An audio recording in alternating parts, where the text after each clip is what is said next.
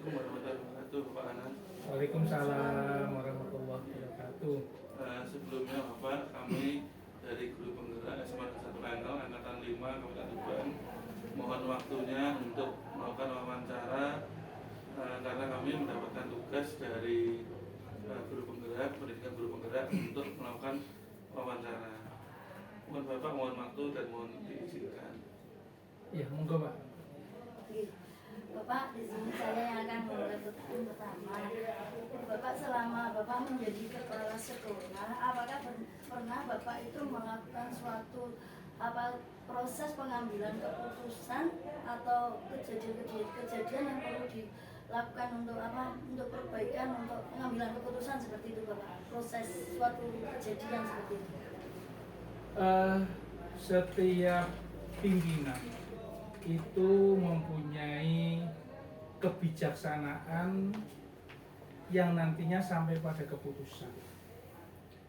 Kebijaksanaan ini biasanya dipengaruhi oleh lingkungan, dipengaruhi oleh karakter sifat kepala sekolah atau pimpinan.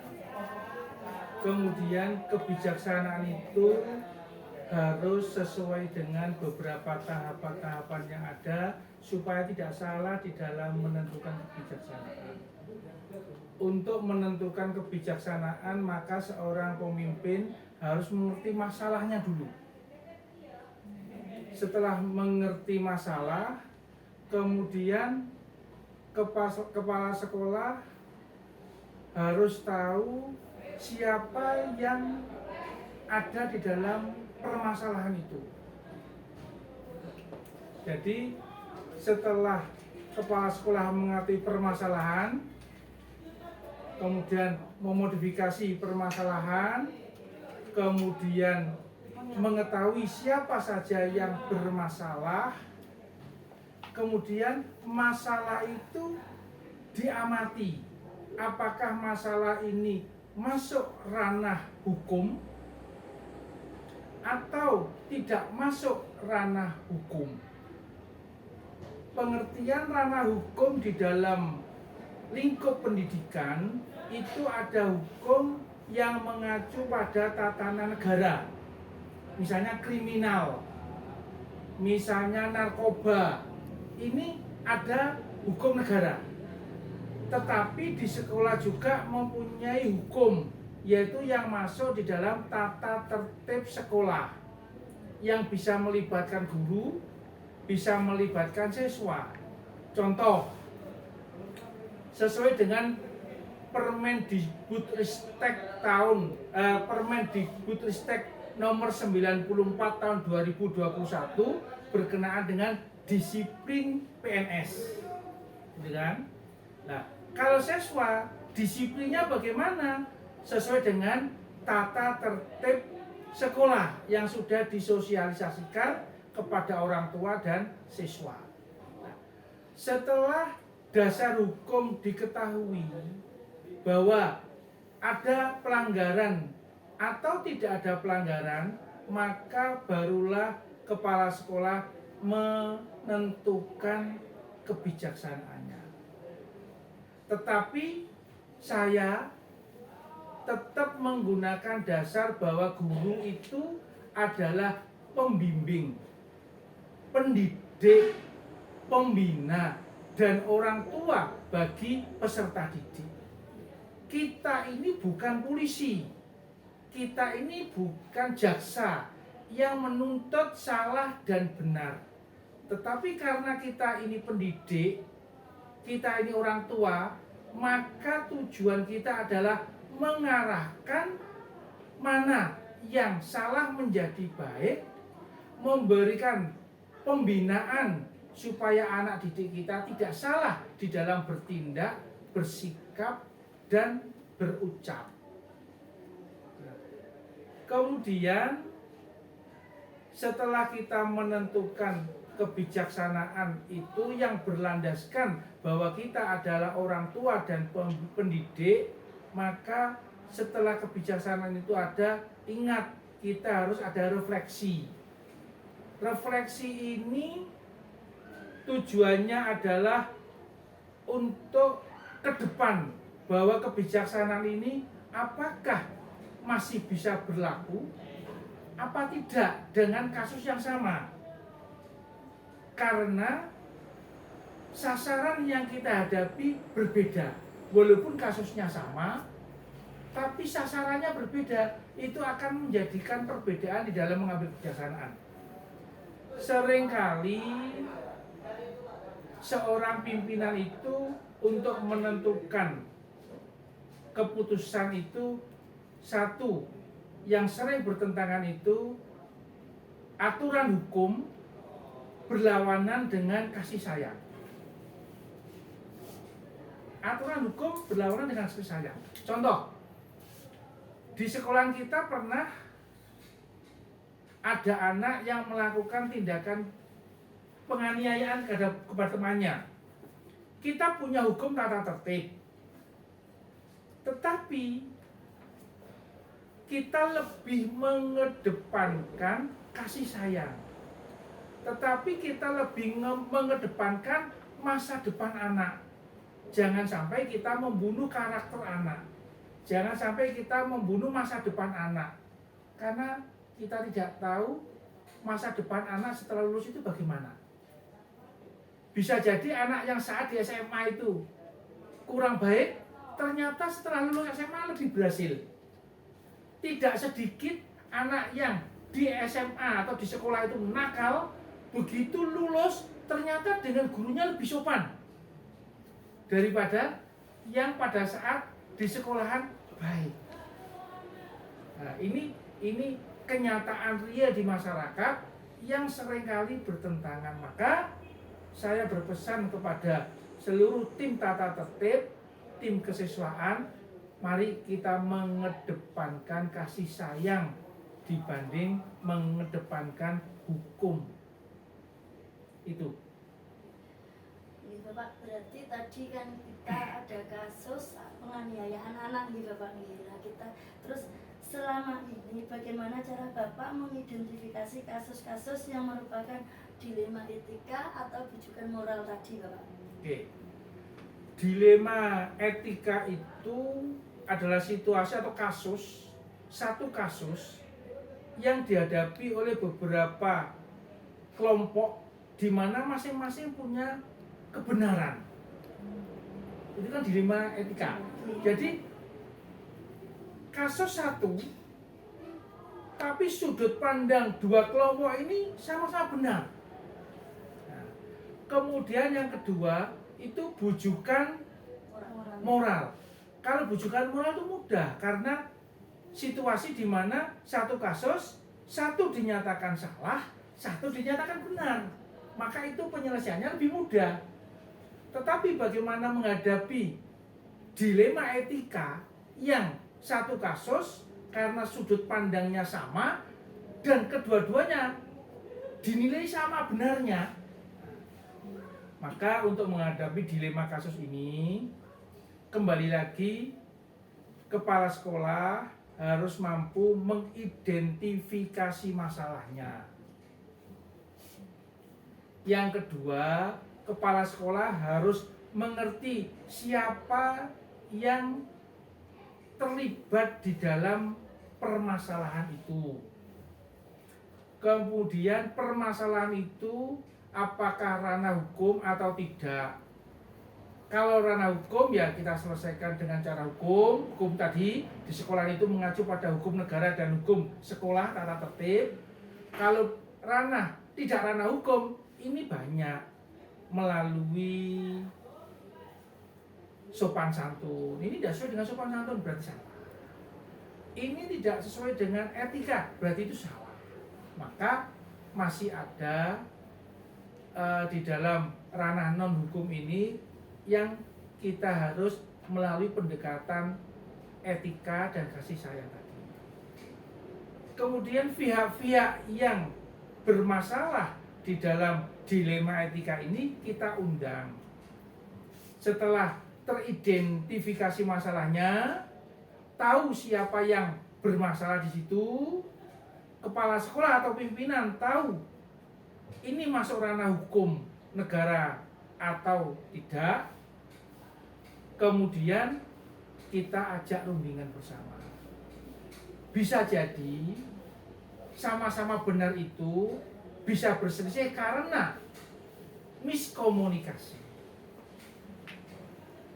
Maka dipertemukan kedua belah pihak itu, ditanya permasalahan yang terjadi, ditanya mengapa mencari sikap dan tindakan masing-masing dari kelompok itu.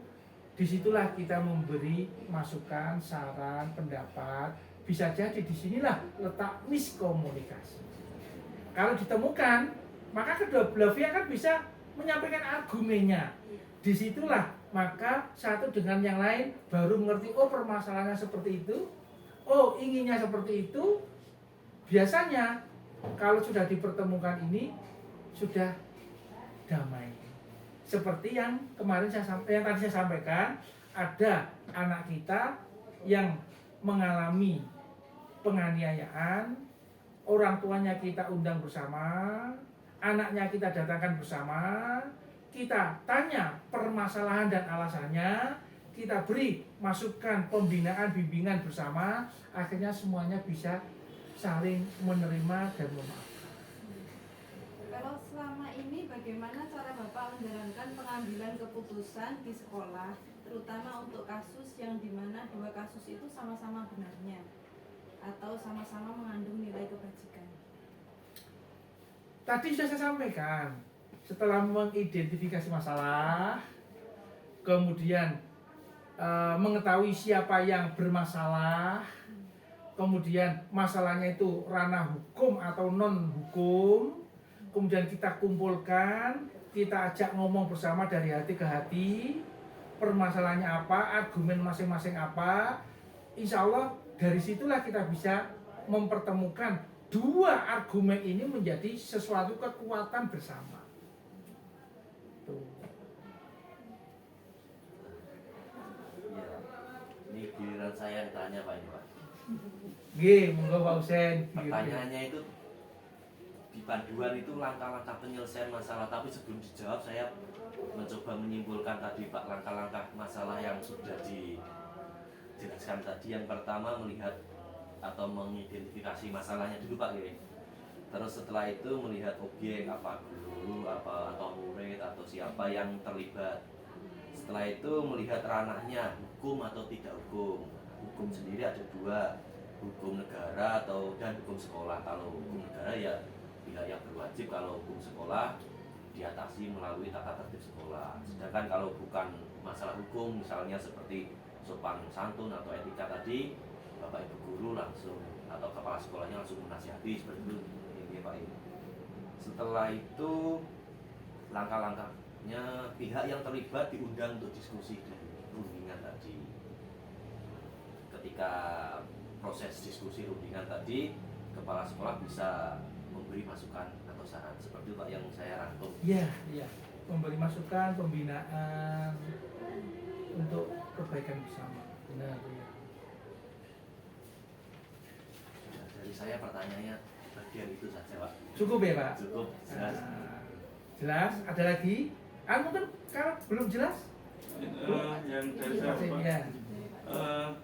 saya sangat bersyukur Bapak sebagai kepala sekolah mampu dan betul-betul memahami terkait dengan dilema etika dan beberapa teori-teori yang kami dapatkan dalam guru penggerak. Dan ini maksudnya yang saya tanyakan terkait dengan langkah-langkah hal yang terkait dengan dilema etika, dan alhamdulillah tadi sudah juga terjawab oleh Bapak, dan ini juga menjadi pencerahan bagi kami sebagai guru penggerak. Dan dari saya terima kasih. Tadi juga menyimpulkan Mbak, jadi pertanyaannya itu seperti ini di panduan. Hal apa yang selama ini merupakan tantangan dalam pengambilan keputusan pada kasus-kasus dilema etika tersebut?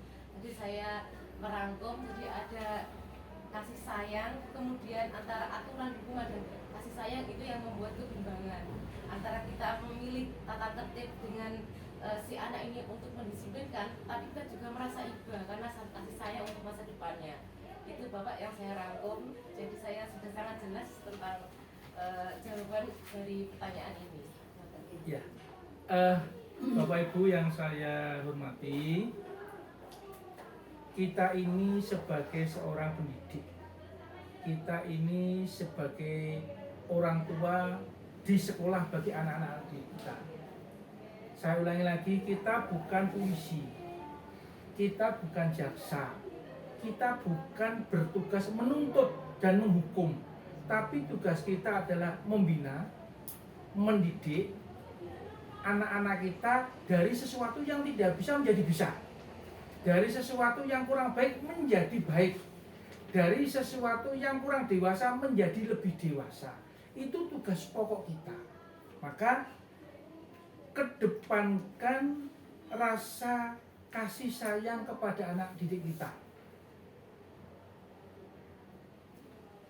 Itu yang penting, kedepankan kasih sayang.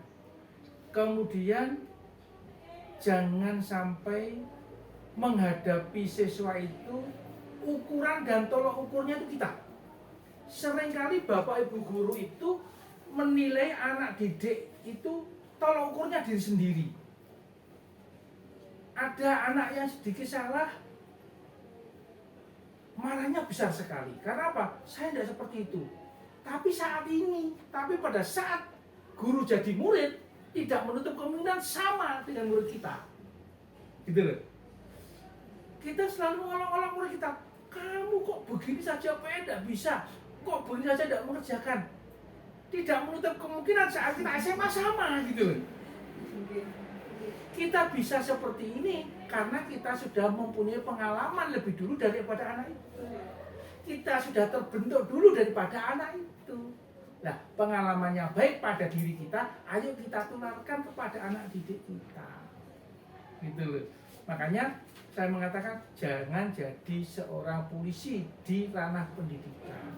Karena polisi itu yang berbicara adalah pasal salah dan pasal tidak salah. Kalau jaksa, pasal tuntutan dan pasal penggagalan tuntutan. Hakim masuk penjara dan tidak masuk penjara. Kita tidak. Gitu loh. Kita tidak. Kita ini mengukir sebuah batu yang sangat keras. Sulit mengukirnya itu. Tetapi begitu batu itu terukir, maka insya Allah selamanya akan diingat oleh batu itu. Bekasnya akan selalu ada di batu itu. Jadi mengukir karakter anak itu sulit. Gitu loh. Sulit. Lah, begitu anak itu terukir, insya Allah anak itu sampai besok mati akan ingat jasa guru. Tetapi kalau kita mau mengukir di air, mudah sekali. Tapi begitu kita selesai ukir, hilang sudah. Kita jangan sampai mengukir air. Tapi ayo kita yakin bahwa anak didik kita ini kelak akan menjadi anak yang selalu mengingat nama baik kita, yang mengucapkan terima kasih kepada kita dan bangga terhadap kita. Wah iya, saya dulu diajar Pak Cip itu seperti ini, saya masih terngiang-ngiang lah. Kalimat itu muncul. Jangan sampai, waduh, Pak Anas jahat sampai aku bisa mati gak kira lari. Jangan sampai kalimat itu muncul pada anak didik kita. Maka diutamakan rasa kasih sayang itu lebih utama. Itu Bapak Ibu? Bapak, berarti kalau bisa saya simpulkan, berarti ketika kita mengambil keputusan itu kita harus berpihak kepada murid, nggih Bapak nggih? Iya. Iya, berpihak kepada murid. Keberpihakan pada murid. Dan juga kita harus melakukan apakah itu diterima oleh masyarakat atau tidak kebijakan kita seperti itu, Bapak. Iya. Yang jelas begini. Setiap proses yang ada di pendidikan itu harus berpihak kepada murid. Apapun program itu. Misalkan jenengan membuat program Adiwiyata harus berpihak kepada murid. Kita melakukan proses pembelajaran harus berpihak kepada murid. Bagaimana contohnya? Contohnya begini. Saya guru matematika. Saya menerangkan matematika. Tidak yakin bahwa di satu kelas dengan saya menerangkan yang sama, anak ini semuanya bisa memahami semuanya. Tidak yakin. Sebagian paham, sebagian separuh-separuh, sebagian belas gak paham.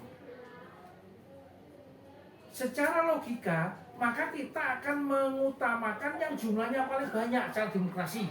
Iya kan Pak? Bu? Wah, wes pokoknya bisa dilanjutkan materinya. Sehingga salah dewe. Seringkali kita begitu gitu loh. Ini kan berarti tidak berpihak pada murid. Maka bagaimana menghadapi anak yang belum paham?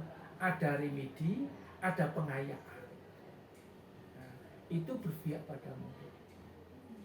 Biasanya kita lupa, termasuk saya dulu jadi guru gitu, sing pinter, kelas. Biasanya dulu saya itu kalau anak yang sudah tuntas, itu saya beri soal lagi, kerjakan.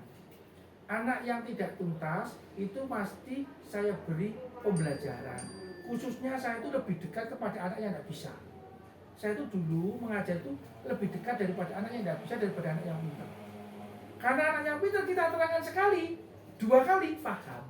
Tapi anak yang tidak bisa itu biasanya tak jajiri di sampingnya, satu persatu. Dan saya sering menunjuk anak yang tidak bisa mengerjakan di papan tulis. Apakah membuat anak itu malu? Tidak. Justru anak yang tidak bisa saya tunjuk di papan tulis, disitulah dia akan saya berikan langkah-langkah penyelesaiannya. Selain anak yang tidak bisa, maka teman-teman yang lain ngerti, oh langkah-langkahnya seperti itu. Anak yang tidak bisa, begitu diterangkan sendiri, biasanya lebih paham, lebih ngerti daripada bersamaan. Itu. Saya dulu kan ngajar begitu. Misalkan, saya mengejar materi yang anaknya tidak bisa. Maka yang tidak bisa ini saya turun ke depan, tak berikan soal yang lebih mudah. Yang sangat mudah dulu. Begitu sangat mudah, teorinya ini, ayo kerjakan. Ini. Begitu yang mudah bisa, tak tambahin satu lagi jajal. Saya ganti angkanya. Saya ganti angkanya saja. Coba, yang angka itu yang bisa menjadi mudah. Bisa. Mengapa begitu? Menumbuhkan kepercayaan diri anak. Begitu mudah bisa, loh sampai ternyata bisa toh. Betul-betul saya sanjung anak itu, saya sanjung sekali. Walaupun soal itu bagi teman-temannya soal paling mudah, paling mudah. Karena kodratnya guru itu kan menuntun ya Pak ya. Betul. Nah, sehingga anak ini merasa, oh ternyata saya bisa, loh bisa toh kamu. Ini yang pengalaman saya dulu mengajar di SMA yang lain itu seperti itu. Iya Bapak, itu satu lagi, ketika Bapak ada suatu permasalahan, itu apakah langsung diselesaikan saat itu ataukah Bapak mempunyai jadwal tertentu untuk menyelesaikan masalah itu Bapak? Tergantung masalahnya. Kalau masalahnya tentang tata tertib, maka bisa diselesaikan saat itu juga. Tapi kalau masalahnya sudah ranah ke etika, ke hati, maka saya akan mencari waktu jeda. Mengapa saya harus mengambil waktu jeda? Misalnya, 2 teman ini bertengkar. Kemudian otomatis hatinya masing-masing panas. Jangan diselesaikan dari itu. Kita capek memberikan masukan, tidak akan masuk telinga. Kenapa? Hatinya sedang emosi. Beri jeda waktu 1, 2, 3 hari supaya permasalahannya reda dulu, hatinya dingin dulu, baru kita datangkan bersama, kita tanya permasalahannya bersama, masing-masing versi, baru kita beri pembinaan. Insya Allah akan bisa menerima. Kenapa? Hatinya sudah dingin. Menyelesaikan masalah pada saat masalah itu terjadi dengan hati yang panas, emosi yang tinggi, tidak akan bisa. Makanya menyelesaikan masalah itu tergantung masalahnya. Ini masih ada teman-teman yang mau bertanya lagi. Gini Pak, yang mau saya tanyakan, faktor apa yang selama ini sudah membantu Bapak di dalam pengambilan keputusan di Dilema Etika? Atau misalnya ada seseorang atau apa gitu yang Iya. sudah membantu? faktornya banyak. Satu adalah teman-teman atau bapak ibu guru dan TU. Bisa jadi siswa, bisa jadi pengalaman. Mengapa teman-teman guru atau TU? Saya itu seringkali meminjam atau minta bantuan teman guru dan TU itu, tapi yang saya minta bantuan tidak terasa. Bagaimana triknya? Jika ada masalah bapak ibu guru, kemudian bagaimana saya menyelesaikan masalahnya bapak ibu guru itu? Biasanya saya bercerita kepada sebagian bapak ibu guru yang ada. Bercerita ada masalah seperti ini. Maka masalah seperti ini akan berdampak negatif jika dibiarkan, jika seperti ini. Nah, saya titip panjenengan harusnya seperti ini, seperti ini, seperti ini. Biasanya teman-teman guru itu kan cerita sesama teman gurunya. Maka orang yang ada masalah itu pasti mendengar. Disitulah kalau dia sadar, oh berarti masalah itu terjadi pada diri saya. Oh ternyata Pak Anas menghendaki seperti ini. Saya tuh sering titip seperti itu, tapi yang saya titip tidak terasa. Yang saya titip tidak ngerti. Nah, contoh, ada teman misalkan sering telat. Ada teman yang punya kelompok di dalam kelompok. Di SMA lagi ini ada kelompok di dalam kelompok. Iya tak? Apa saya pernah mengingatkan diri apa? Tidak pernah. Tapi orang yang dekat dengan kelompok ini biasanya tak kasih cerita. Tak kasih cerita. Lah otomatis orang ini kan setidaknya cerita temannya. Anas loh tadi cerita saya begini ya. Nah, kemudian biasanya orangnya itu terasa. Kita kan sama-sama sudah dewasa. Terasa. Gitu loh. Mengapa kok saya begitu? Saya lebih mengedepankan manusia. Jika saya langsung menyalahkan, orangnya akan tersinggung. Contoh, musuh contoh ya, Pak Cip, jenengan kok seperti itu tuh gimana? Oh guru kok ngono? Salah Pak Cip, guru kok ngono? Perasaannya paling gimana? Ada dua alternatif, bisa menerima, bisa sakit hati, kan begitu toh? Dan yang menerima itu biasanya lebih sedikit jumlahnya. Karena apa? Merasa sudah berpengalaman, merasa menjadi seorang guru. Nah, di situ tidak menyelesaikan masalah, tapi menambah masalah. Gitu loh. Nah, TU juga begitu. Kalau ada masalah, saya di rapat, cerita. Saya di rapat hanya cerita saja. Cerita, contoh, Bapak Ibu, kita ini adalah keluarga. Kalau ada salah satu keluarga itu yang mengalami musibah atau kesusahan, kalau ada ikut bisa membantu, monggo semuanya ikut membantu. Seikhlasnya. Karena apa? Tidak menutup kemungkinan kita semuanya akan mengalami seperti itu. Bagaimana kalau teman-teman sudah mencatat kita, ternyata kita tidak pernah mau membantu teman, maka jangan disalahkan. Jika di antara panjenengan sakit ataupun kena musibah, teman-teman yang lain tidak mau membantu. Pernah tidak saya ngomong seperti itu? Mengapa saya bicara seperti itu? Karena ada cerita bahwa ada bla bla bla bla tidak mau kerja, tidak mau guyub rukun. Saya kan ceritanya itu saja mengingatkannya. Nah, kira-kira yang tidak, yang merasa sering ikut membantu, sering bersama guyub, terasa enggak? Tidak terasa, karena merasa bahwa semuanya ikut. Tapi bagaimana orang yang tidak mau guyub? Terasa kan? Tapi kan saya tidak menuduh satu orang dengan orang yang lain.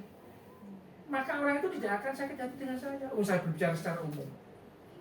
saya memberi masukan, memberi pembinaan. Kan begitu. Itu yang selama ini saya lakukan. Saya berusaha memancing ikan di air, tapi airnya tidak keruh. Saya berusaha seperti itu. Kok Gitu kan? Nah, sudah cukup? Ada lagi? Terima kasih Bapak, ini kalau sudah cukup. Saya sangat bangga sekali mempunyai pimpinan seperti Pak Anas.